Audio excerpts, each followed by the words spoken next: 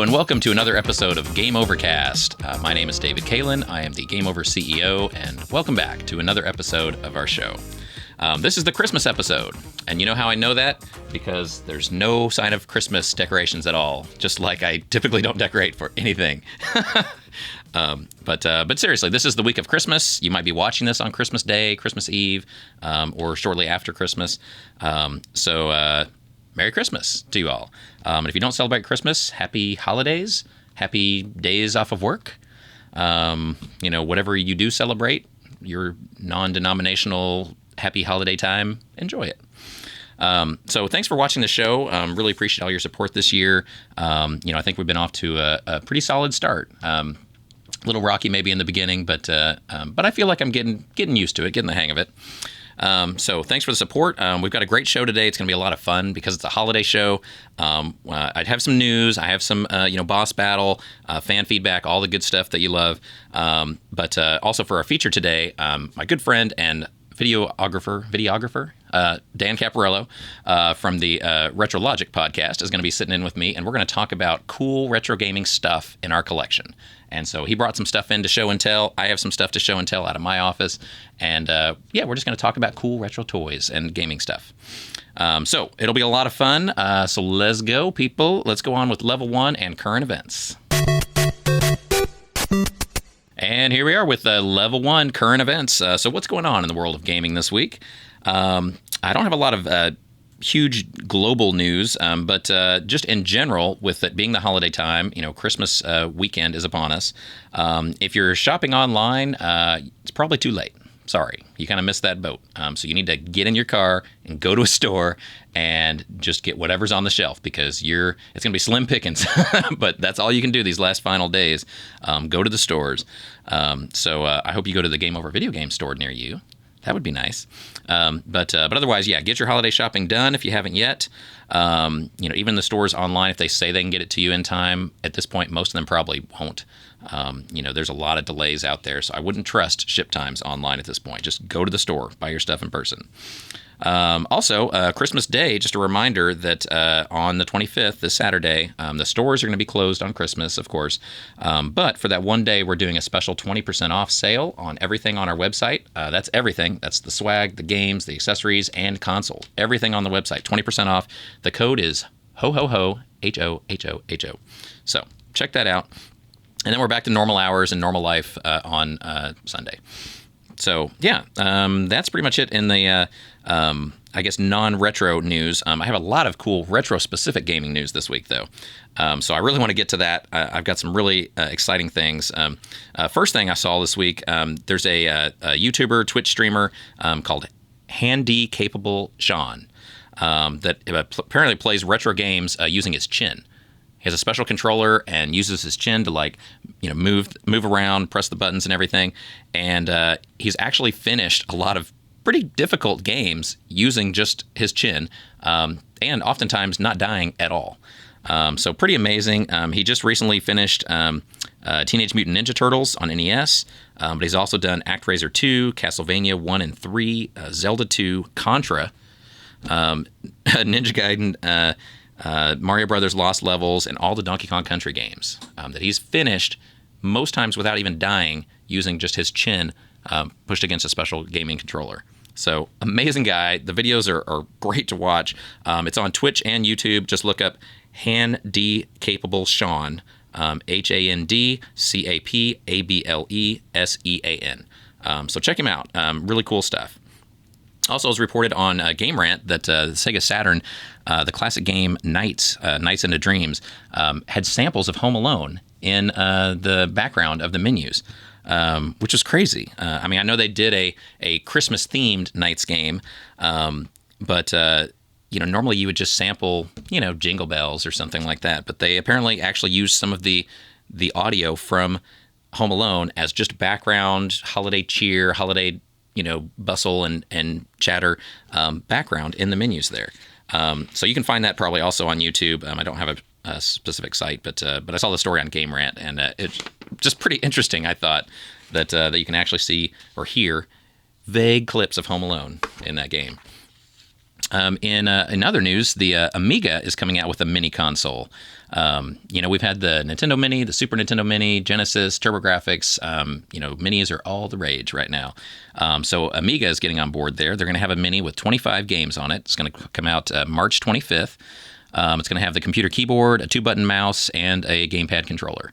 Yeah, really cool for Amiga fans because even in stores like Game Over, we see a ton of retro stuff every day, every store, but Amiga stuff, very, very rarely. It's really hard to come by. So this is going to open that up to a lot of people that have maybe heard of Amiga, but have never been able to touch or play an actual Amiga game. So that's really cool. Also, some cool new additions to the Nintendo Switch Online store. The expansion pack that has the Genesis and N64 support. They're adding some cool Genesis games. They're going to add Altered Beast, Toe Jam and Earl, which is one of my favorites. Dynamite Headdy, Sword of Vermilion, and Thunder Force 2, which will be the first time Thunder Force 2 has been released in the U.S. since the original. So I guess it's never been on any of the online digital versions yet. So that's really cool. And yeah, Toe Jam and Earl, I love platform games. And the cool thing about that one was it was just there was no point to it. There was kind of a point to it, but it was more just watching these dudes just roam around. And that's really cool and refreshing in video games where it's not like, how fast you go or how many, coins or rings you collect. And it's just like, hey, just walk around, just chill, hang out. So anyway, but lots of cool games coming there. Also, Commodore 64 games are rumored to be coming to the Nintendo Switch Online soon. So be on the lookout for that. It's another cool, iconic retro system that a lot of people these days never really get a chance to see or play. And so you might get a chance on Nintendo Switch Online. So that's cool. Let's see. Also, Square Enix is in the news. They've apparently just renewed the trademark for Gex. Which was like a platforming classic from the N64, PS1, and 3DO days back I guess that'd be about in the 90s. Haven't seen a lot from Gex since, but apparently they renewed the trademark, so that could be coming to a virtual console, maybe a new version game coming out. Who knows? But that's cool that they still are keeping the trademark alive and plan on doing something with it. Let's see. And also I've got a rumor from Nintendo that we've all been waiting for Zelda Breath of the Wild 2. It's been, rumored and pushed back multiple times. And so now they're saying November of next year, November of 2022 is when it's actually coming out. So we'll see. We'll see if that happens. But that's a really popular game. I know a lot of people have been eagerly awaiting that ever since the first one came out on Switch. So coming soon. Hang in there. Another year, guys. Okay. And now I saved the best for last. This is my favorite retro gaming news story I've ever seen. Okay, I'm going to try and explain this. So I left a lot of notes. So I'm going to read some of this just because it falls under that category of just crazy shit that you just cannot possibly believe, but it's actually true. So human brain cells in a petri dish have been trained and learned to play Pong. Yeah, so crazy. Okay, the company is called Cortical Labs. So keep that name in mind because they might be responsible for the end of the world. So Cortical Labs on December 17th, 2021. It's like my obituary. We're all going to die soon. So they reported in New Scientist Journal that they've created mini brains with 800,000 living human brain cells in a petri dish. So just like one of those, if you're in a science lab at school, a little, plastic jar, little plastic dish. But within that, 800,000 human brain cells are in there. And they put micro electrodes in there, to, I guess, connect to it, to the material to stimulate the neural activity of the brain cells, okay? And then somehow, I don't know how, but somehow they teach the brain cells a version, a simple version of Pong, just a one version or one player version where it's just like a ball bouncing, and you have to move to catch and bounce the ball. And so somehow the neurons in the brain cells, that's just it's like cells in a dish. It's not a person or a robot. It's just like human goo in a puddle that they stick a power cord into, and it plays Pong, and it's nuts. So so they teach it this wad of brain cells how to understand where the ball is, and then they signal as if they're the paddle which way to move to catch the ball and to hit it back. So crazy. The brain cells learn the game in 5 minutes. They say it's faster than they could teach an AI computer to learn the game of Pong. So this is the best part, guys. So now what are we going to do with this information? World peace or anything like that? No. So we're going to use this they're working on cyborg AI brains, where they're going to use actual like biological human brain material combined with robots, and like it's the beginning of the creation of a cyborg. Crazy shit. Do you believe this, Dan? Like, no. I was floored. I read this news on like 3 or 4 different sites, because I read the first one and I was like, no, that site is bullshit. That's not true. And then I read it again, and it's true. Are you familiar with the Netflix show Black Mirror? Yes. That's some Black Mirror shit. Yeah. It's crazy, but it's like Terminator 2. I mean, it's just the, remember this name. Remember that it may go down in infamy, this name, Cortical Labs, December 17th, 2021. That may be the beginning of the end of all of us. It is. That, because once we combine human like material and AI, robotic brains, and that's the beginning of the end. The robots will take over. Man. And that's the news. So humans, let's stop killing each other. Let's stop, trash talking each other, hating each other. Let's get our shit together, humans, because if we don't, this kind of stuff is going to be what's left. We're going to be gone. We're going to kill each other off. We're going to be like the cavemen. We're just kill each other off. But this is what's going to last. These robotic cyborg, crazy, organisms. I don't even know. I don't even know how to describe this or feel about this other than it's just crazy, and it scares me to death. So anyway, and that is retro gaming news. So let's go on to level 2, please, Lord. Let's go to level 2. Company info and events. That'll be much more happy news. So let's go to that next. Now we can talk about all the events specific to Game Over video games, sales, events, what's going on at your local Game Over store. So as I mentioned earlier, the stores are they're open now, but they're closed on Christmas Day, the 25th. But all day long at GameOverVideogames.com, everything on the website is 20% off with coupon code HOHOHO. So please go there, enter that code on Christmas, and buy some stuff from us. We'd really appreciate it, and then we'll ship it out as soon as possible that next week. After Christmas, the next sale coming up at Game Over from the 26th through December 30th is a Funko Pop figure blowout sale.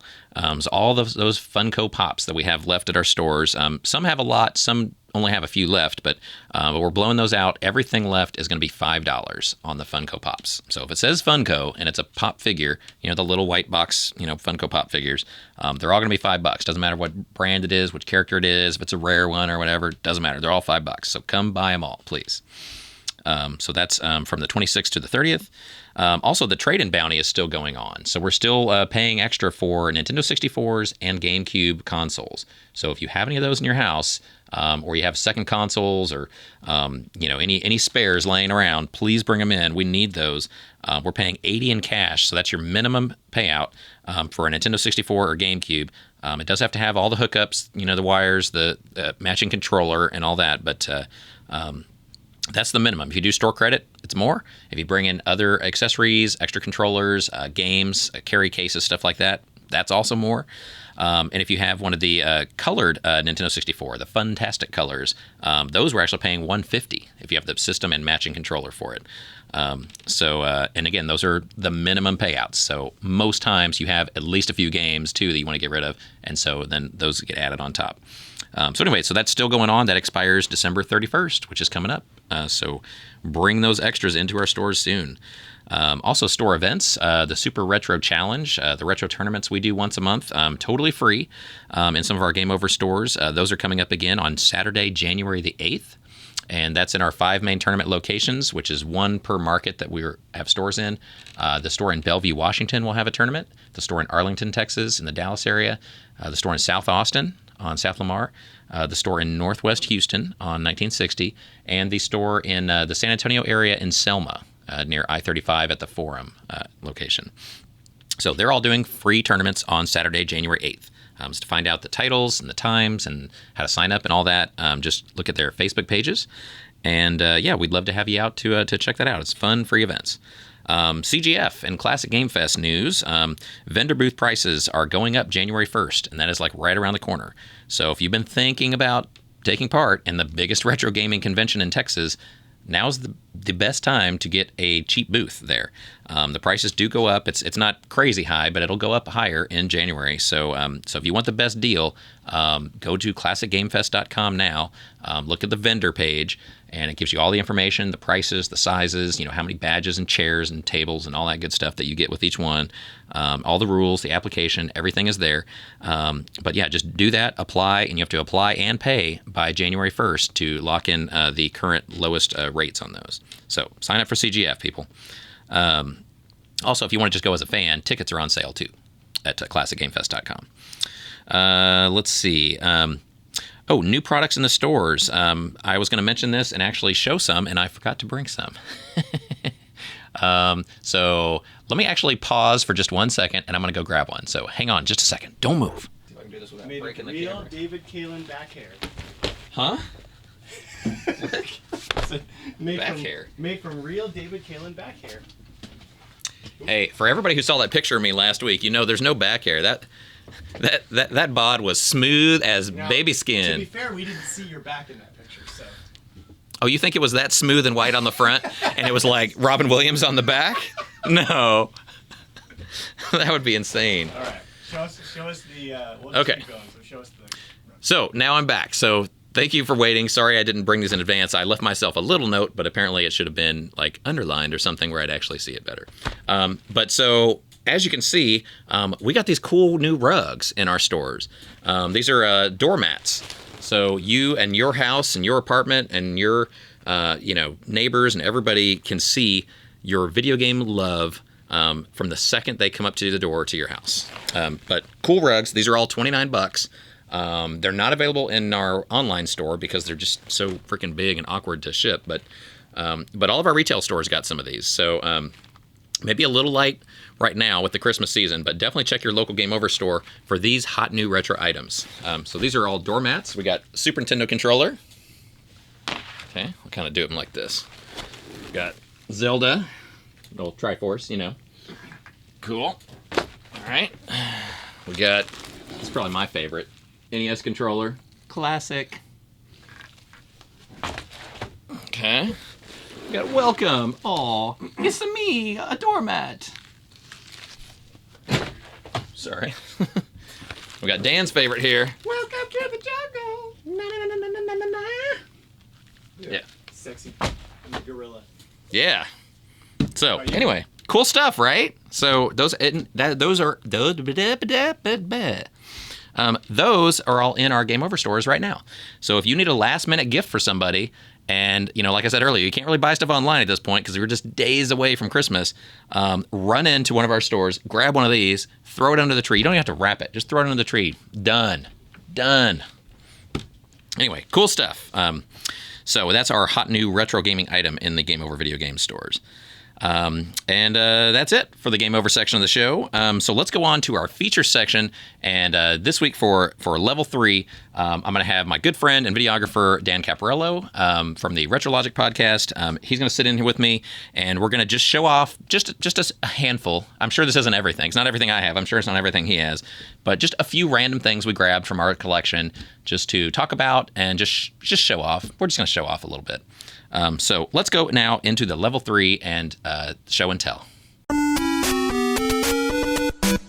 And we're back with level 3, the feature section. And with me, as always, is my friend Dan Caparello, our videographer. Always, but you don't always see me. Yes, he's behind the camera most of the time, but sometimes he'll join me on set and we'll talk about stuff, random things. Ooh. Yeah, it's a set. It's a set. It's well, I should say like closet or back room, but I'm going to call it a set. For all they know, this is like Hollywood. There's like green screens. There's famous actors over here like sipping lattes and stuff, waiting to go on, and those like director chairs where it has like people's names on the back of the chairs. That's all right over here. So you can't see it. They're just right there, just off camera. Hi, hey guys. Hey, Tom. Yeah, hey guys. Hey. What's up? Chris's, all the famous Chris's. Here. Yeah. The one voicing Mario, whatever his name Pratts and the Hemsworths and the... Farley. Well... R.I.P. It would be cool if Chris Farley came back. He would be the funniest ghost. Because, ghosts are always funny. Like, they could crack you up. But imagine Chris Farley as a ghost. He would have you just rolling. He'd be... Constantly. Yeah. You wouldn't be scared, but your life would be ruined because you would just be laughing through everything. He'd kill you. Dramatic moments in life, you would just... He'd kill you through laughter. He would kill you. Yeah. He'd be like... I can't laugh anymore. Stop Chris, it. Stop. Go by a van down by the river. Horrible impression. Sorry. He's haunting the van down by the river. Yeah, he's down by that river. Yeah. Okay. What are we doing now? Show and tell. Show and tell. So this is like elementary school. You bring like your cool stuff to school, and you try and make the other kids feel bad because they don't have cool shit like you do. Jealous. FOMO. This is when it starts in elementary school. Mm-hmm. When you actively work to make your friends jealous of you. Isn't that sad? Doing that. We still do that. That's what retro collecting's all about. Adults do that, and social media definitely does that. Yeah, that's why we're all horrible people now, because it all starts in elementary school with show and tell. Well, I think humans... If we stop that, if we went back in time and stopped, no show and tell. I mean, all human motivation is based in selfishness, even the philanthropic things. So you have to sort of hack. It is. You have to hack selfishness to make philanthropy work. That's true. That's why press is important. We didn't invent the wheel or fire or anything like that just because, I wonder what I could do to better mankind. It's just like, I'm freaking cold. I'm building. Yeah. I'm going to make a spark, make something warm, make a fire, and like, I'm tired of dragging this freaking, wood from here to here or whatever. I need something that rolls. I need to create around, a wheel. And yeah, it is all selfishness, isn't it? Anthropology, logic. Anthropology. That's pretty deep. And like human behavior. My wife's a psychologist, so I'm all about this stuff. Yeah. So let's do show and tell, though. Let's do something video game related. I'm still like going back to this thing earlier in the show too. Oh, hi, how you doing? Hey, hi. It's very not a lot the camera doesn't show our little footsie going on under the table.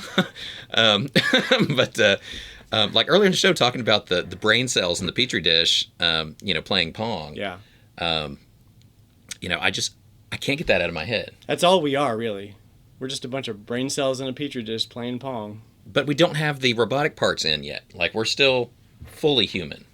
Mm-hmm. But someday, Elon Musk has talked about like implanting chips, and because there's of course a good, positive thing that could come from it. Like people would be smarter, people wouldn't forget things. There's things that could sell it right to the public, of like chips in your brain and cyborg type organisms. Like you could run faster, you could jump higher, you could think better.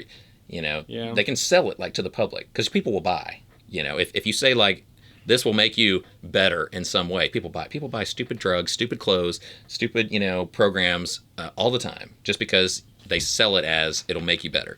But that's really the beginning of the end, because once you go robot, you never go back. because it's then you're just human after that. But as long as it's still a choice. Yeah. What will become... What if it's not a choice someday? What's the beginning of the end is when, like, you're born, and then they're like, okay, take the brain out of the baby and put it in a robot. Then we're all just going to go to hell in a handbasket. That, to me, is like... Now there's no... Yeah, like, if I'm 18 and I'm an adult and I want to cut my arm off and put a robot arm, like, go for it. Yeah, awesome. that should be cool. But... Anyway, yeah. So show and tell. So anyway, we're gonna run out of film today. Gosh, what are we talking about? So show and tell. So this there's nothing planned. This is just Dan grabbed some stuff. I grabbed some stuff out of my office. Yeah. And we're just gonna like show off, talk about stuff. Yeah. Try and make each other jealous, and that's pretty much it. I'm just looking over here and I'm already. So you're looking at my stash. You like my stuff. You want to go first? Pick something. Yeah, so let's go on this first. So Star Fox has been just kind of hanging out in front of my pile here. So this is like a Star Fox figure. I guess it was a Target. It was a Target exclusive. Like pre-order promo thing or something. Yeah, pre-order bonus. But it's a bobblehead, and I got this from you. Yep, I gave back in the day, like when you were working for me. In 2008, I sold off my entire game collection. Yeah, and I think I sold it to Game Over. I think, yeah, it was a pretty big haul for you guys that day. Yeah. And like you guys didn't really know what to do with it, so I was like, well, just here's a gift for you, David, because I like you. Yeah. And it's a Star Fox Adventures pre-order bonus. Yeah, I think that guy fetches a pretty penny now. It's pretty cool. It's probably worth a lot of money. Yeah, but it's one of those things that it's just been on a shelf the whole time because it's just we just didn't want to sell it or whatever, and it just always kind of followed me like from office to office, and because it came from you, I don't really want to sell it's a cool little thing. But yeah, so it's really cool. So I'll kind of hold this up here so you can see. That's going to be out of focus. You might as well just pull it back to your face level. I don't have autofocus on. Oh, sorry if that was blurry. Sorry. Well, there it is. You can see it. It's fine. Yeah. But it's really cool. So yeah, so I have all kinds of like little knickknacks and stuff that have some kind of special meaning to me. So this one was cool because I know you love Star Fox, and Dan gave this to me. So it's neat. Yeah, so very cool. So cool I'm gonna set that here. I'll set it kind of out of the way here. So I guess, why don't you show me one of yours? I'll start with just a cool thing. So this is I'm a huge Advance Wars fan. I love the series, and like there's been a bunch of like remakes lately, and then next year they're coming out with the remake. They're remaking 1 and 2 as Advance Wars rebooted. Yeah. Anyway, that's for like Switch. This is Japanese Game Boy Wars, which is so I think the original is Famicom Wars, but Game Boy Wars is where they went portable, and then after that it was like Advance Wars, and they just kept the Advance Wars moniker in the U.S.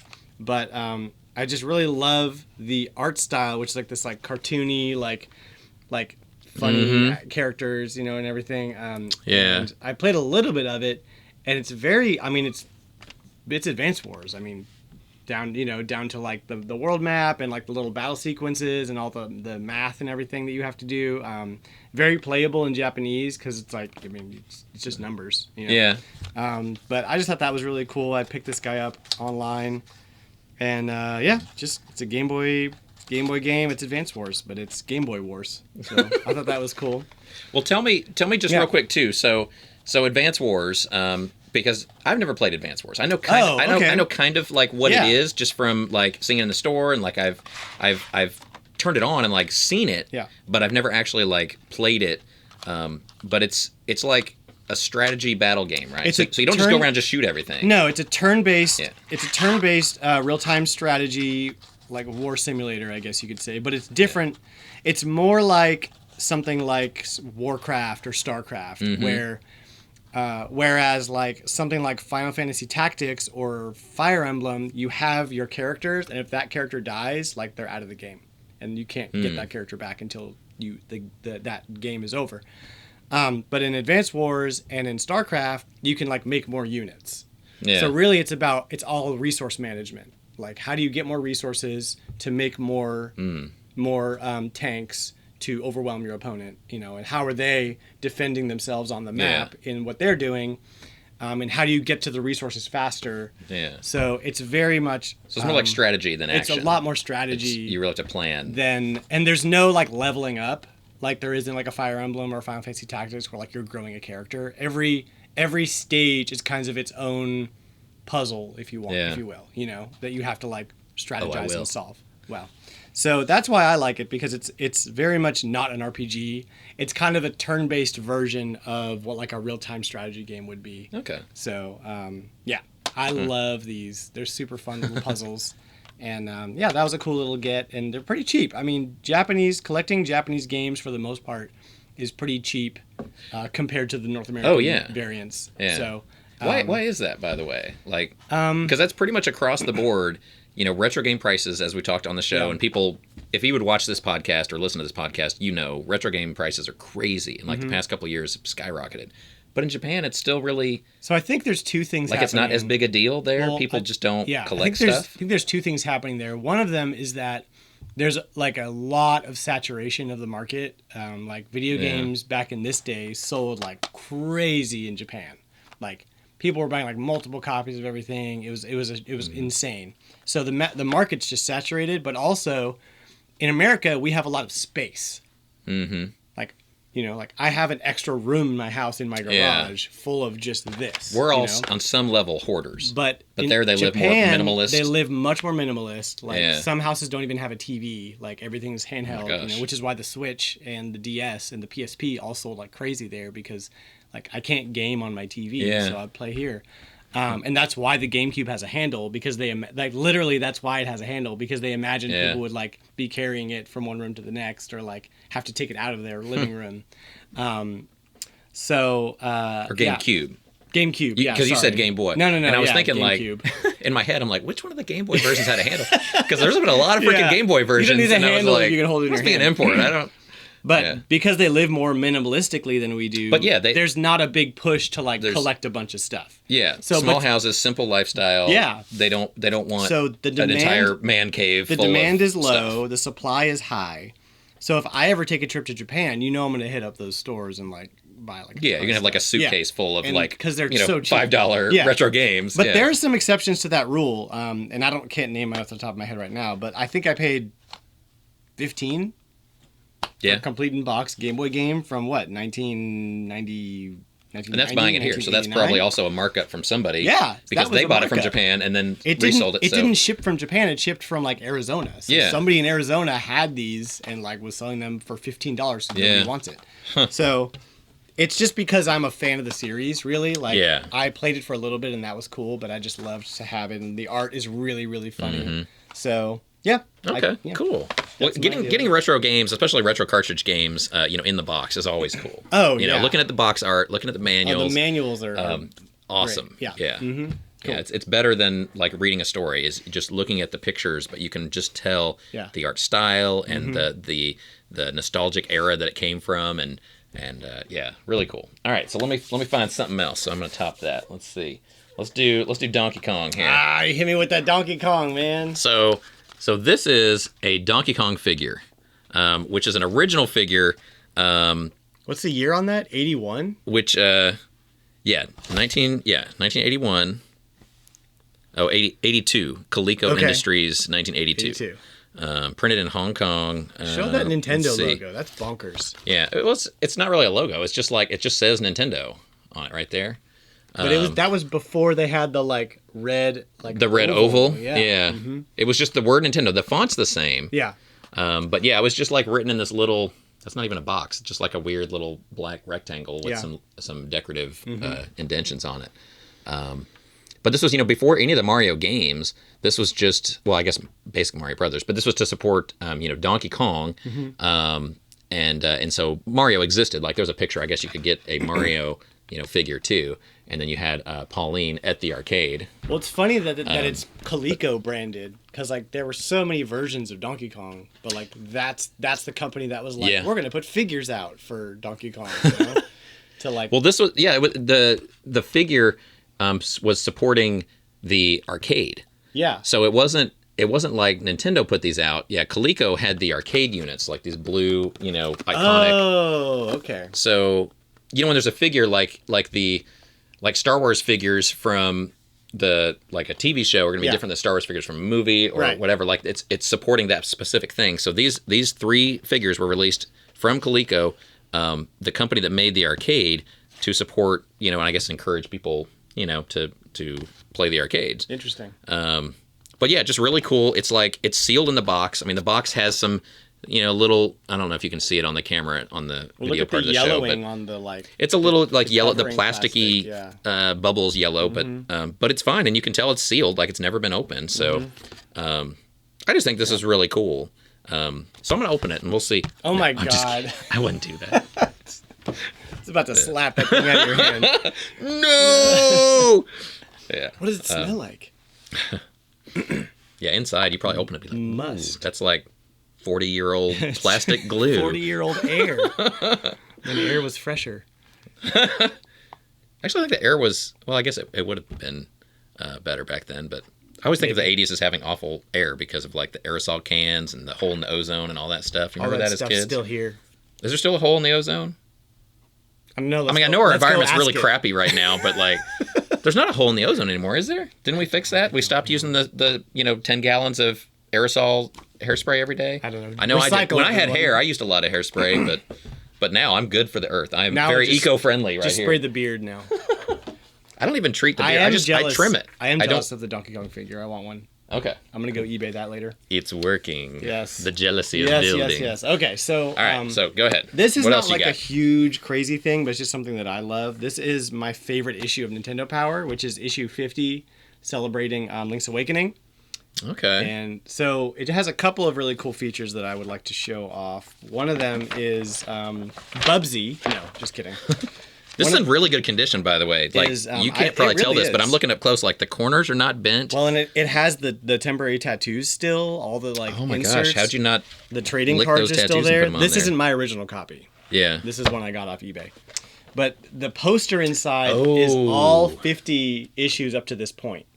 Nice. Which is really cool. And then it has at the top you got number 1, and then I guess number 50 over there. Still on the hunt for a number 1. I don't have a number 1, but I'm kind of like I don't want to pay the go. The number 1s are goofy. That claymation Mario 2 is a little creepy. But whatever the last one was, $275. I would love one of those too. Yeah. But the prices right now are a little crazy. So that poster's really cool. Yeah. And then it also has a Star Fox comic book. Oh wow! Yeah, and it's like a 9-page like epic comic book, Yeah. about a character that we don't get a lot of like lore in the Star Fox universe. Yeah. But it's this whole story about Fox and like some other characters going on an adventure. Yeah, it's really cool. Yeah, that's like and a full the comic art book. style is really reminiscent of kind of like the cover art of Star Fox, which is like a claymation like puppet looking thing. Yeah. So it's long too, like 9 pages to be continued. Then obviously there's your Link's Awakening, which is my favorite 2D Zelda. Yeah. And I think that just about does it. Oh, and then you got to show out the trading cards of like non-Nintendo random like Pac-Man, Batman, like Bionic Commando. Okay, cool. RC Pro-Am. Yeah, right. The trading card. The trading card. So, I thought that was cool. That is. But also just the cover art is beautiful Yeah. with the owl and the sword. Nice gold cover for Zelda. Yeah. So my favorite issue of Nintendo Power. Very nice. One of the more expensive, because Nintendo Powers range from like $5 to $10 a pop. Yeah. This one goes for about $25, which is in the upper echelon. And then after that, it's like $200 for issue 1, and then like $50 for issue 175. And then there's one issue that has a Pokemon card, not a Pokemon card, but like a Eon ticket that you put in one of the Pokemon games, Diamond and Pearl, maybe Ruby Sapphire. Oh, okay. To Yeah, get yeah. to like a separate, like a new island or Right. something, and so that card is really valuable. That was insane. Yeah. But most of them are relatively inexpensive, surprisingly. Yeah. And I think they're going up now, but like it's still pretty reasonable to collect Nintendo Powers if that's something you want to do. Yeah. So yeah. Well, I love the old Nintendo Powers. Yeah. Not. I don't know what number had that original kind of style. Maybe the first 100 or so, but eventually they changed it. Yeah. They got a little, More like modern. a newer They style. changed but- it. They made the logo like more 3D looking for like Yeah. the N64 era. Yeah, but these first ones I love, and I could look through any of them. And then they went much more like they got rid of the whole like faux 3D looking thing and just went like plain from like GameCube on. It's just like normal. But yeah, I had a subscription to Nintendo Power through N64 and GameCube, and then they stopped it like right before the Wii U. I Yeah. think, like Skyward Sword was kind of like the last kind of end of it. Yeah. Yeah, So, but love those. a lost art of Really of is. gaming Yeah. because the art, literally the art, but just the concept of having a magazine you could just sit there and read, on the bus, in your room, just it was like a window to the world before you had the internet, into the world of gaming, that you could see a lot of stuff you wouldn't otherwise see. Now, any given issue of Nintendo Power is a blast from the past, like going back in time. Oh yeah, I can just even, grab any random issue, and like, it's just awesome. The art style of everything is like so 90s, and like that. There's advertisements for stuff that's just like look at this Game Boy.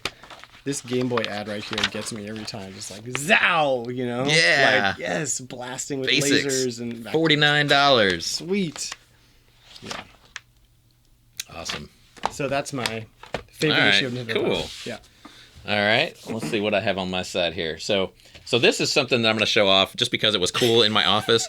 This has zero to do with video games, but it's kind of retro. But I got this as like a gag gift for Christmas several years ago, probably more like 10 or 15 years ago. I've had this for a long time, but it's my Mr. T in your pocket.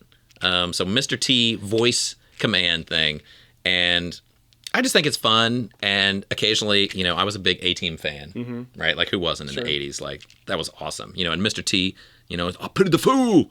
And so it has all these little sounds with him. Let's hear them all. It even says, it's my real voice, fool! That's what it says on there. It's my real voice, fool! It says, try me, sucker! And I've never taken it out of the package because I do try this sucker. You gotta put it on your keys. But here, see if you can hear these. Don't give me no back talk, sucker. I pity the fool. Quit your jibber jabber. Don't make me mad. First name Mr. Middle name period. Last name T. Shut up, fool. So, First name Mr. Middle name period. Last name T. yeah, it's a longer name than you think. But yeah, so I just think this is hilarious. I love the show, and yeah, so every once in a while when I get stressed out in the office, I'll just start pushing some of these, and it just always brings a smile to my face. That's good. Mr. T just he makes you smile. And he's still around. He still basically looks like this too. He Like, have you basically seen him does. recently? Yeah. Like, he doesn't look. talk about he the looks king exactly of the same. anti-aging cream or Right. whatever. Like, Yeah. I don't know what he uses, but that works. Yeah. So anyway, that's one of my favorite things in my office. I love that one. That's a person. So I'll do a Yeah. personal one, which has Okay. like no value outside of just my experience with it. So this is an NES game called Pipe Dream. I'm sure Yeah. you're familiar with Pipe Dream, Yeah. where you put the like, you have to like take the kind of pipe, whether it's like an L shape or a T shape or a cross, and put it all in. You have to a make it grid, flow. because the goop is flowing, Right. and you got to keep it going as long as Yeah. you can. And Yeah. eventually you just That's fun. run. I like that kind of game. It's like a solid puzzle game. Yeah, really I good. really like it. So this particular copy, though, is from Outback Video, which was the rental place that we used to go as kids. Oh wow. And Yeah, I haven't heard of Outback Video. no, it was just a little like one guy shop, and as always, the guy was kind of pretentious about like the movie, like whatever. Yeah, like he just was like know it all. While you were in that game, that's crap. Yeah, exactly. That kind of stuff. And I'd be like, I don't know, I'm like 7. I'm a kid. I just want a game I could But play. I actually don't know where I got this, whether it's like left over from when we were kids or if I like found it somewhere here, which would be like crazy. Yeah, because you didn't grow up here. No. Yeah. I grew up in Massachusetts, and like to have a game from that store, which is closed now, Yeah. here, like that would have been impossible. So it had to have been like in storage somewhere from like my parents or something. But like, again, the phone number 945-4178, like I remember that. No area code. Remember when we could dial phone numbers with only 7 buttons? Just Yeah. you didn't have to tell it which area code it was. But that I just like having a piece of like that store. Yeah. Because so many memories of going into that store and like looking through, like he would have like the box art in like a plastic thing and you could look through them Oh, to okay. like check out the back of the box and stuff like that. That's nice. Picking out a game, renting it for the weekend. I would always go in there with my Yeah. friend Ryan, and like either we had money to rent something or we would just be in there doofing around and he'd kick us out. So really good memories, but yeah, nothing special about Pipe Dream necessarily, but it's just there's Outback that's Video. cool. Just the guy wrote this on there, and I don't know where he is now. I wonder what he's doing. Yeah. Yeah. Well, hopefully he's in a good place. Yeah. But yeah, that's funny renting games that everybody knows Blockbuster, right, or Hollywood Video. Back in the day, but I remember as a kid, like you could go to Blockbuster because there was one everywhere. It was like Starbucks back then; they were everywhere, and every street corner had a Blockbuster. And so you could always go in there and rent. And renting there was like a game. Like movies were, I think, $3, like $2.99 or something. But games were always more. It was like $3.99, $4.99, $5.99, something like that. And but the local grocery store near me rented. Movies and games and stuff too. And I think they were $1.99, but then they had a certain day of the week, like Tuesday or Wednesday, where everything was $1. And so I'd always go and like rent that day. Nice. But you would get it for 7 days. So it's like you just had to not go Friday and Saturday because that's when everybody and their dog would go to the rental store. Yeah. And you would go in there, and those places like Blockbuster were packed every weekend. It was like a club. It was just packed with people because that was the only way you could get movies and games to watch and play at home. But yeah, I would always go to the little grocery store section that was smaller and crappier than Blockbuster, but because it was cheaper. Because as a kid, nobody has money. So I used to work at a Game Crazy. I don't know if you rember this. I worked at Game Crazy. I remember you telling me that while I was working at Game Over. It's like no conflict of interest there, but you still hired me. That was inside of a Hollywood Video in South Austin. Yeah. And I would like do shifts at Hollywood and Game Crazy and go back and forth. Yeah. But before we had a handbook, we don't allow that now. Yeah, sorry. No, you wouldn't want to do that now. But what they would do is like after they had rented the games out that weren't popular anymore, they would like make them all used and put them in Game Crazy. Oh yeah. So that was a great strategy because we would have stock of games that were like long sold out that people were looking for used over in the Game Crazy side, and for a while Game Crazy was floating Hollywood Video because that company was going under bad. Yeah. So, but that was back when GameStop stopped taking retro stuff and Game Crazy was still taking it. And so I loved working there. It was a really cool store, but not as cool as Game Over. No. Well, but what is really? Honestly. So yeah, rental stores. Well, awesome. Well, let's see. So I guess for my next thing, I'm going to do this. So look at that guy, man. Look at this. Hold that thing up. Clearly it's Mario Kart, right? But this is a Mario Kart phone. Oh, wow. Hello. Remember phones with cords attached to them? Do you remember, what is this part of the phone? What does that do? Does it even have, there it is. Yeah. The old like line in. You plug in the line there. Into the wall. And this is what we call a corded phone. It had this little coily wire between the base and the phone itself. But most people watching this podcast or listening, probably don't think there's ever a cord on a phone unless you're charging it. I want to hear the ringer. You had to have, it doesn't. It just has a normal ringer. It doesn't ring like Mario I wanted Kart to go sounds like, or anything. Hey, you ought to get to the phone to call. Where are you? I'm trying to reach you. Where you been? Hey. Spaghetti. I'm Italian. I can. Yeah, they really missed the boat by not hiring us for the Mario movie.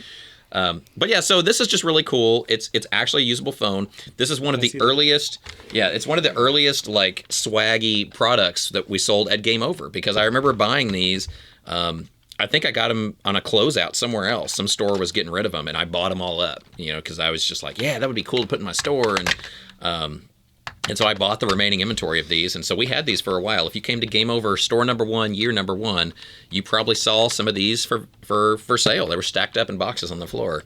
And it's a cool little phone. It does work if you plug it in, but it's corded, and it's obviously very big. I mean, it's not real comfy to use, but this is how you would use a phone. I mean, That's not something I would have used. This is something I would have put on a shelf. But it's cool to sit on a shelf. Hey, there's Mario holding a lightning bolt. Cool. Yeah. Yeah. So, yeah.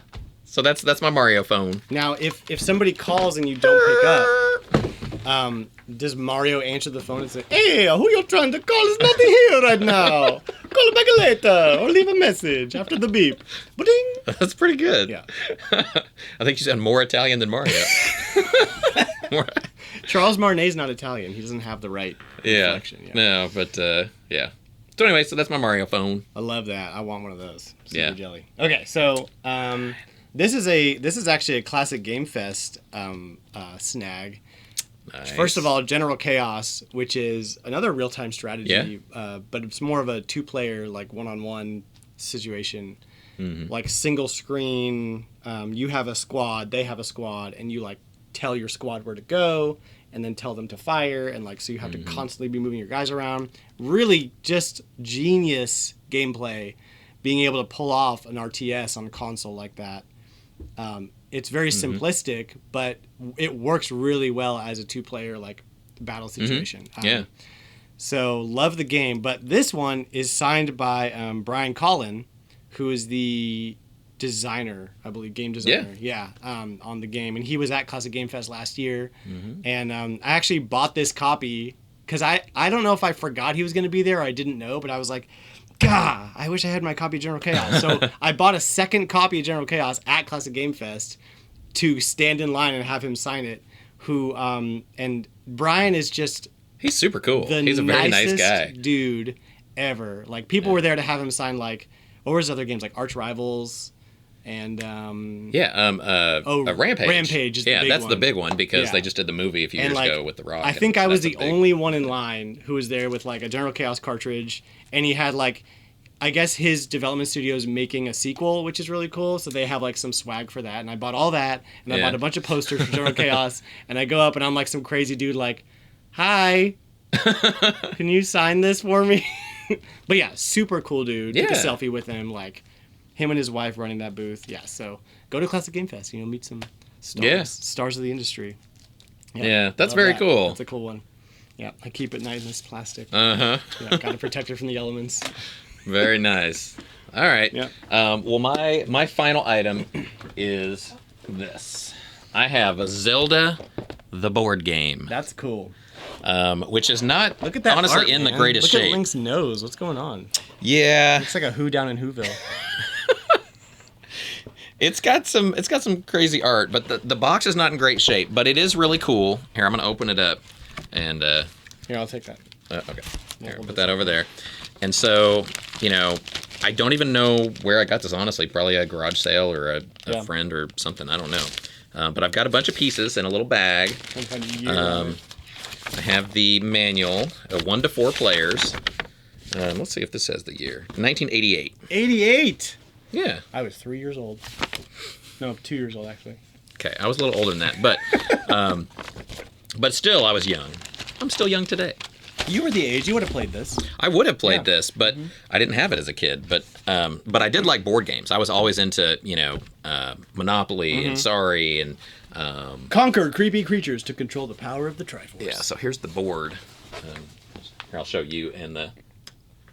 So this is like outside world, and then this is like dungeon world. Yeah, so they just kind of, I guess, created something to make kind of a square because you have to, have a board. That's cool though.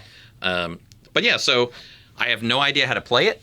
I have no idea if we even have all the pieces. I just got it one time, and a lot of the pieces, like it looks like somebody took care of it. They put it in, the good baggies, the Ziploc, the Gladlock. This isn't generic. This is Gladlock. But yeah, there's dice in there and little cards, and so someday we're not gonna do this today because we don't have time, and it'd be nice to have more players. Maybe we'll get you and get Tien in here. Well, we can't have Tien because it's just 6 and up. Oh, so, sorry, Tien. That's mean. We love Tien. We love give him a hard time. But so someday for the show, for the feature segment or something, we'll do Zelda the board game, and we'll film it. And I just want to make sure that I need to either look in the manual or look online and see what the pieces are. Because I definitely don't want to get it all set up and get everybody all excited that we're going to play, and then get halfway through and realize, okay, now grab this token, and we're like, we don't have that token.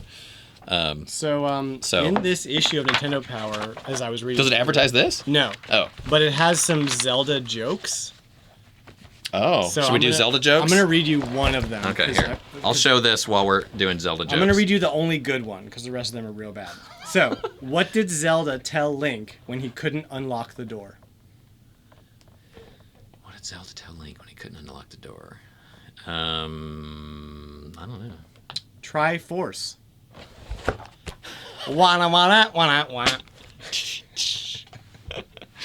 Nice. That's the best joke. That was the best? Yeah, I'm not even. What was the? Read me the worst. Oh man, they're so bad. How many are don't there? even 3. Okay, read them all. They don't Read even 'em all. make sense. Oh my Right. God. Okay. We've got extra film. Hang on. This will be worth it. How did Link win the basketball game for his team? Win the basketball team or basketball game. He used his hook shot. What? That was just as good as the other one, No, or just as good or this bad. This one's really bad. Okay. What did Link say to Ganon when he captured Zelda? Leave her alone. Leave her. That's good. No, I like that because I love dad jokes. I love like goofy, stupid jokes. Triforce is good, like legitimately good. The other two. Triforce. Triforce. Yeah. It's good. Okay. My All right, last that's item. good. All right. So anyway, Last item has we'll do that someday. both intrinsic and extrinsic value, David, because define those words okay. So intrinsic value is something for the people that might not know. I know, but just in case. Okay, intrinsic value is something that has value whether you assign value to it or not. Like it just is valuable. It means something. Being a thing. Okay. Yeah. Extrinsic value is the value you assign to something. Now, most video games have almost 100% extrinsic value because we're assigning value to a piece of plastic, right? Yeah. But it has a value too. It has sentimental value, which is extrinsic. Intrinsic value would be I can melt this down and turn it into a tool that I can use to survive. Yeah. Okay. Something that has like pretty much 100% intrinsic value would be like a banana. Like I can use a banana, but I'm not going to assign more value to the banana. Can you use a banana? So this is How do you use a Gotcha banana? Force, Okay, which sorry. has a lot of sentimental value to me because it's one of my favorite GameCube games of all time. I bought it when I was a kid, and like I finally had money to buy my own games in the GameCube generation, and it looked cool. And I was a huge Pokemon fan, and you collect stuff, so I was like, yeah, heck yeah, I'm gonna buy this. And I was obsessed, man. I played this. I remember you talking about that game when you first came to work for me, Yep. like 15 years ago. Yep, and I'm still obsessed with it. And I think back in the day, you even said like, "Oh, this is going to be one of those games that's like worth $1 million one day because it's an anime game, Yeah. and it's kind of rare." But back then, it was like maybe a $30-$40 game, Yeah. like which was But expensive. that's back how then. you know a game's going to be rare. It's because you have some people that are just fanatical about it being awesome, but most people in the general public have never heard of it, and they don't make that many copies. And this is a Capcom game, which adds credence to it. Oh, yeah. To it. So anybody who likes Capcom is going to find it and be like, "Oh, this Yeah. is cool." So I think the current value of this game is hovering around $400. At least. And so I got a copy as a birthday present from a bunch of people, like all pulled together and got it for me because they knew it was my favorite You didn't game. get one person give And you I a was $400 never present? I mean, I have friends in high places, what can I say? So the actual cover art and book for this are post printed. Like, so this isn't the original art. This is not the original manual. Oh, I gotcha. But I wanted, it has to look pretty on a shelf. So there it is. Yeah. But the disc is authentic, obviously. Yeah. So I just wanted to show that off because it's very valuable in the market. It's also incredibly valuable to me. Just one of my favorite games of all time that nobody's ever heard of or played that I wish more people had access to. So, sorry. That's cool. Well, is it... What is the gameplay like? It's strictly one player, like you just go around and collect stuff? It or has is it two-player? multiplayer, but the crux of the game is level based, right? So it's kind of an arena battler. Okay. Think of like Smash Brothers in like a 3D like arena, like a Power Stone kind of thing, where it's like you're in an arena and you're battling a bunch of things. The unique piece of this game is that while you're like as you battle things, you're kind of collecting either complete toys or pieces of toys, and then you can use those toys in your team, and like as one of your toys dies, you use the next one, and they all have varying power-ups and different abilities, and there's like over 200 different toys you can play as. Wow. And then kind of like late game, if you do like New Game Plus, you can collect enough of the final boss's parts to be able to add the final boss to your team and then play through the game with that. Yeah, so every character that you fight in the game, you can eventually collect and play as. Oh, wow. So yeah, the gameplay is very frenetic and like fast and kind of twitchy. I mean, it's not very complicated. You use just a couple buttons to use a couple moves. Yeah. But the characters themselves are so varied that you can kind of experiment with different teams, and you can do 2-player co-op. You can do versus, and there's a pretty active community online that has made like a ROM patched version of it where you can play online, which is pretty cool.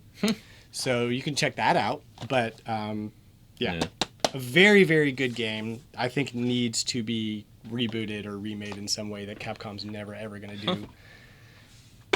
Yeah. Gotcha Force. Very nice. And yeah, a company like Capcom, like you said, I mean, it's I mean, I mentioned earlier in the show, too, with Square Enix and Gex. Yeah. I mean, I never would have known that Square Enix even owned Gex. Yeah. Like, I but Gex didn't know had that. like multiple iterations and multiple games. Yeah, You know, this had one run and then they were out. And the weird thing is, in Japan, they re-released the game for GameCube in like 2008 or something during the Wii era. Yeah, that would have been, So I don't know if it post-Cube. had like a much bigger following in Japan or what. Yeah. But it's the kind of thing that like I wish that there was like a TV show and figures and a card game. Like I would have been all about it. Yeah. But there just never was. Yep. Huh. So lots of cool stuff. Gotcha Yeah. Force. I talk about it as much as I can because everybody needs to know how cool it is. Yeah. Yeah. Well, that's really cool. But Yeah. like with the thing with Gex and Square Enix, like I was just thinking that, a company like Capcom, I mean, most companies these days, they're like digging through their catalogs and like trying to find gems like that they can, take like dust off an old IP and kind of refresh it in some way where you have some following built in, you have some awareness built in, some design and characters and stuff, and you just kind of take it to the next level Like and reboot create a it. new game or a reboot of it. But it's a shorter, faster, cheaper development road than starting with a brand new game nobody's ever heard of. Well, so not so yeah, I'm always, surprised stuff like that hasn't been but, rebooted. Yeah, it's not always cheaper and faster, but it certainly is more of a guarantee to sell if you're doing Resident Evil 4 remake as opposed to like here's something brand new. Like people are way more Right. wary of that. Yeah, you could But do you're a random new you zombie have- shooting game, Yeah. but not be called Resident Evil, and you'd have a following. But when it's Resident Evil 7 or Resident Evil 8 or But something, the interesting that's- thing is that if a series like this exists that has a following, but the Capcom is not willing to play ball, you get indie developers who come in and say, well, we're going to make a version of it, like a spiritual successor, but we don't have the rights, so we're just going to make it with our own branding, and they end up getting the sales instead. So yeah, more power to them. Yeah.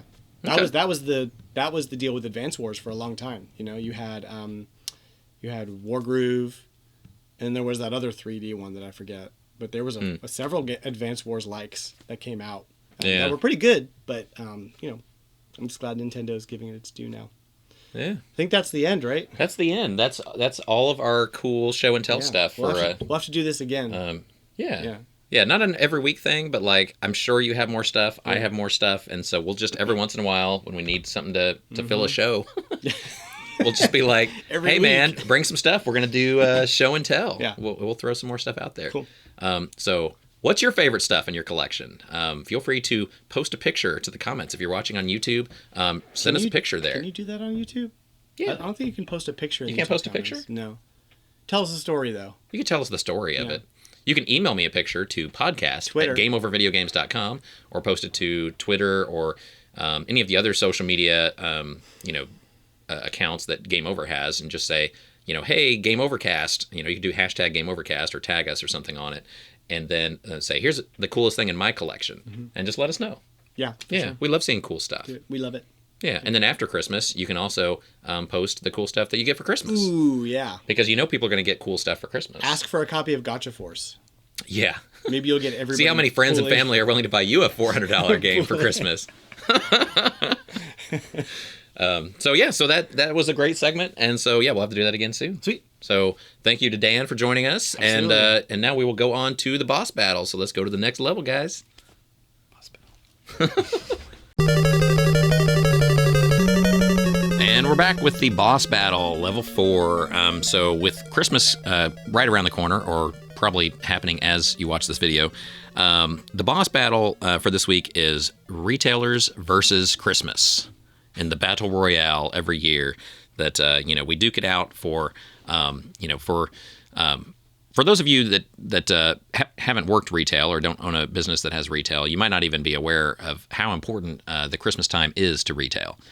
So whether you celebrate Christmas or not, if you're in retail, you celebrate Christmas because it is a big part of your company strategy for the year, your company sales for the year, success, not just for the day or weeks or months leading up to Christmas, but your entire year success as a company often depends on holiday sales. So it's a really big deal. And this year, I know we've had a lot of issues the past 2 years with the COVID virus and, vaccines and masks and people, can you go out? Should you go out? All that kind of stuff. So it's been a rough couple of years in retail for sure. But especially this year because, looking at the calendar for December, it's actually not really retail friendly this year because Christmas actually falls on a Saturday. In any given month, you have either 4 or 5 weekends per month, right? Just depending on how the calendar goes because it's, 30 to 31 days. Normally you get at least 4 weekends. Some months you get 5.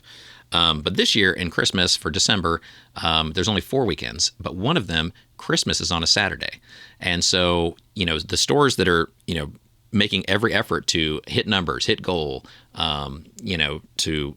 compared to previous years, Decembers and stuff like that, we have a much harder time this year because, there's really only 3 Saturdays in the month of December.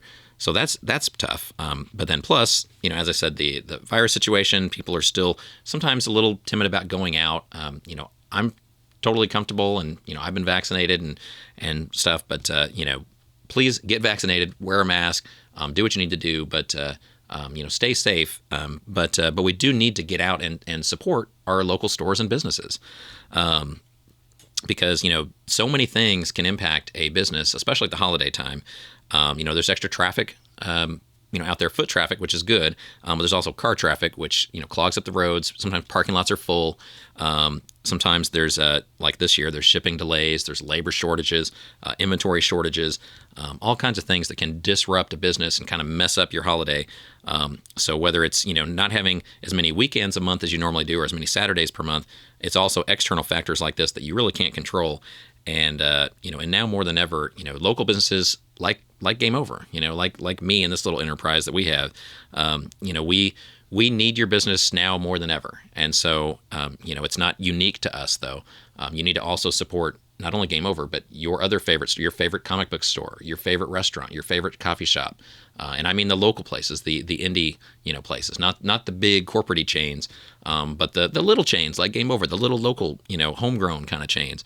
We got to support those businesses because it's still a very tough time for them and or for all of us. And yeah, so this month with only 3 Saturdays, it's definitely even more of a challenge. So the good news is next year, December is going to be a 5 Saturday month, and none of them will be Christmas. Christmas falls on a Sunday next year. But 5 Saturday months. So December next year should be great. And hopefully the virus is gone by then. We've been waiting a long time, but we need to get this thing under control and, get back to normal life. So anyway, that's really it for my boss battle this week. Just wanted to kind of break down some of the trials and tribulations of retailers versus Christmas. It is very important to, sales numbers for the year. And in particular right now, please get out there and support your small and local and indie businesses and chains in your area. The big corporate guys, the GameStops, the Best Buys, the Walmarts, the Targets, they're going to be okay. Go shop at the other places. Anything like Game Over size or smaller, like that's who needs your support right now. So please get out there this week, support them over the holidays, take your family to eat in a local restaurant for Christmas, and that's it for the boss battle. So now we're going to go on to the bonus level with fan feedback, and I've got a lot of great feedback to talk about too, so we'll do that next. Hello, and we're back, and this is the final part of the show, the bonus level fan feedback, my favorite part of the show, where we get to really connect with the viewers and the fans and supporters of me and Game Over and answer any questions or comments that people had on any of the streams or podcasts, and so here we go. Good friend Leptonics that posts often on our YouTube channel said he was sad about the NES creators passing. We talked about that last week, and also loved the museum. Excuse me. excuse me, that also commented that they wanted to see something like the museum at Classic Game Fest, and was asking about that. And yes, there is a video game museum at Classic Game Fest. We actually have a dedicated traveling museum that we take every year and set up there. So Classic Game Fest will have a very large collection of retro gaming consoles set up as a special museum to kind of walk through and take pictures of and just to kind of check out. So yes, definitely come to Classic Game Fest next summer, July 23rd, 24th, 2022. We'll see you there. So yeah, the museum is going to be at Classic Game Fest. Let's see. Also agreed on shorter, more flexible leases for businesses. Yes, I definitely recommend that, especially in today's world. You don't want to sign a 5 or 10 year lease. Don't do that. Keep it flexible. Let's see.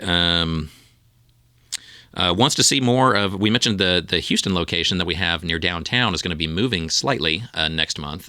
Not far, not away, not closing. It's just moving from one spot to another spot in the same center. So it's just moving literally a few doors down. But they were excited about that and wanted to see more. And so, yeah, my hope is in January that I can do, some walkthroughs on the new space and the build out and the move and show some more of that on the show, on the podcast. So anyway, so yeah, look forward to that.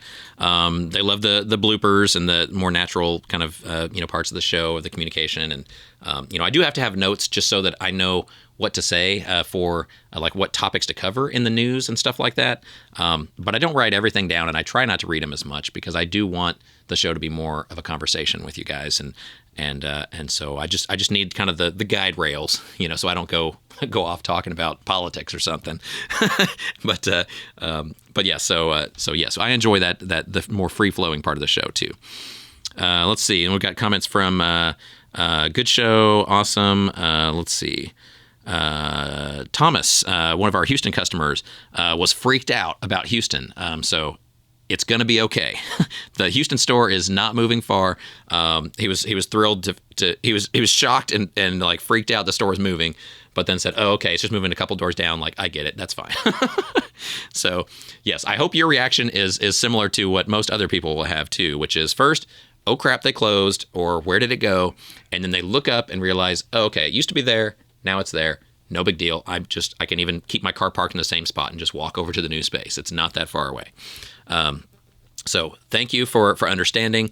It is a smaller spot, but it's a better fit for us, better price for us. It just gives us a better, setup going forward. The store that we're in right now it's just too big. If you go in it, as cool as it is, you see a lot of empty space, and we don't want that. We don't need that. We definitely don't need to pay rent for that. So the restaurant wants extra space, so I'm saying let them have it. We'll take the smaller space. That's fine. But yes, we'll show more on that in future episodes on the move. And thank you, Thomas, for understanding on that. And please support us at the new location, and tell your friends too if anybody lets you know or asks you hey, what happened to Game Over? Tell them they're still there, same place, just a couple doors down. Larry, our good friend Larry, loves the ad-libbing on the show, and we do too. So, we joke around a lot on this show, and I think I'm a pretty funny guy in general. But it's definitely something that we try and have these kind of guide rails to the show, so we have a flow to follow.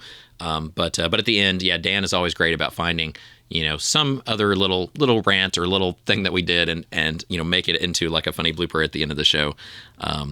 So yes, we love that part too. We'll keep showing that. So always, it's just like a Marvel movie. Every time you watch one of these, stay till the end. Don't miss the end credits because we always try and put something fun at the end of every one of these shows. Next thing to talk about, abs. My sweet, white, glistening, glorious abs. If any of you saw the last show, you probably saw a picture, which, Dan, do we still have that picture? Oh, yeah. Okay, so not for 5 minutes like in the last show, but just for 5 seconds. Can you just show it for 5 seconds? Just this picture. Right here. That one. So, yeah, sexy, right? So not exactly me, but a pretty good looking dude with a, obviously nice looking face on him. Yeah, so thanks to Dan for that last week and leaving it on for what seemed like 5 minutes in the show. It was contextual. Yes, it was contextual, and we were talking about the two Garys and posting pictures of them, and that it's supposed to be Guy R Us, and how that was kind of like some kind of a strip club or something. And then we had, the sexy strip club guy, which ended up being me somehow, which was not my choice. That was Dan's choice. But anyway, so at least thanks for giving me those glorious abs, because the skin tone is about right, because I am just white as a white belly whale, underneath my shirts. But my abs aren't maybe quite that good in real life. They're pretty toned, but they're not that good. But anyway, so thanks for that. And I also got to find out last weekend how much of my family watches the show, which I guess luckily is not much. But my mom watches the show, and everybody who doesn't watch the show in the family, my wonderful brother-in-law had a picture, and he was kind enough to text it to all the family of that picture of me. And so then everybody who doesn't watch the show, we had like a family Christmas kind of get together lunch this past weekend, and that circulated around there. And so everybody was very concerned to see that picture and wonder the direction of the show. but it was funny, and I don't mind. It's all in good fun. And like I said, I consider it an upgrade, actually, because if you put my actual shirtless body on there, it wouldn't look as good. So at least thank you, Dan, for giving me the ab upgrade. Anytime. Yeah. But next time you don't have to use me on a clip art. just so you know. I'm sorry. But anyway, so yeah, abs. So that's the abs story. And it's nice that my mom watches the show. Hi, Mom. But that's it for the fan feedback. I mean, overall, everybody is still, loving the show. We get comments every week, positive encouragement, not a lot of, trolls or hate and stuff like that. And that's great, and kind of surprising that doing a show like this, especially with the video component where people can see me, and I'm obviously not young and sexy and shirtless all the time. So, I am what I am. I'm a bald middle-aged dude. I don't look bad, I don't think, but I'm also not, a supermodel or Instagram, influencer or anything. But thank you all for watching the show and for sticking with us. And I hope that you get something out of it every week. I hope you enjoy what we talk about and try and give you a little insight into the retro gaming world and my world personally, and running a business and just the general retro video game store environment. Thank you for watching. Thanks for listening on the podcast. Thanks for sharing, commenting, sharing. Did I say that? Sharing, and subscribing. You got to subscribe to YouTube, and then you get those little notifications like, ding, there's another video. What kind of stupid crap's going to be in this one? And you want to watch. So see it. So thanks for all the support. I hope everybody has a great holiday, great Christmas, great Hanukkah, Kwanzaa, non-denominational, family, non-religious get-together, friend event, whatever it is, or just a happy New Year's party. Happy non-denominational friend event, David. Non-denominational Happy Friend Day. What'd you get me? Well, I was going to get you a card, but it was just all text. It was just, there's no room for a picture or anything on the card. But no, I hope everybody has a great time. Enjoy some time off work, out of school, some time with family or friends, at least the ones that you like. And I'm sorry for having to spend the time with the ones that you don't. But it should be a time to kind of relax and reflect and enjoy life a little bit before we get back to normal world, normal life, next year or next week and next year, in 2022.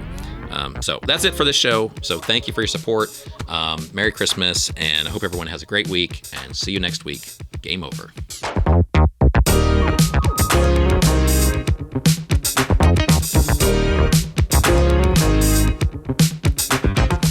need to do some more of that ASDR. AMSR? I always mess it up. What does that stand for? Letters are hard. Audio, like audio, sexual. You want me to look it up right now? Yeah. What is ASMDRX? There's no D. The X is silent though. Oh my god. ASMR. ASMR. It stands for a sound that's miraculously rad. Hang on, my phone's doing redundant. But it does always have kind of to me, it has like a sexy overtone. It is supposed to It's be like, hello there, retro gamers. autonomous sensory Meridian response. Say it again. What? Hang on, I got rid of it. Autonomous. Sensory. Meridian. Response. Response. The definition is a feeling of well-being combined with a tingling sensation in a scalp and down the back of the neck. As experienced by some people in response to a specific gentle stimulus, often a particular sound. Whispering voices, paper tearing, and scalp massages. Interesting. So, next time you do ASMR, whisper. So ASMR, Oh it's not supposed to be super sexy. It's just calm and quiet and relaxing, which in itself is sexy. So every time you say sexy, I'm going to put that picture of you shirtless. You mean that picture? Yeah, oh my god. Because it looks just like me, right? Yeah. My family loves that picture. I know. You gave me an upgrade, sadly. Like, that was that guy unlocked some bonus skin there because that's not how I actually look with no shirt on, but I wish. You did match the color pretty well though, because I am, white as like a Caribbean beach. Actually, I had to color correct your face because you were too tan. Oh, I was too tan for that body? Yeah, I had color corrected your face, not the body. So he was like very pasty. Pastier than you. Well, but I'm only tan whatever degree that I am on my face. Like beneath this game over shirt. Look, you can even see like I'm farmer's tan. My white is bleeding out of my sleeve. Look how white it goes up there. I can white balance on that. Fix the camera. Do not adjust your TVs, people. This is just the way it is. It's very white down there. Yeah. All right, should we actually start the show now? No, let's just talk about skin tones. Just bullshit the whole time.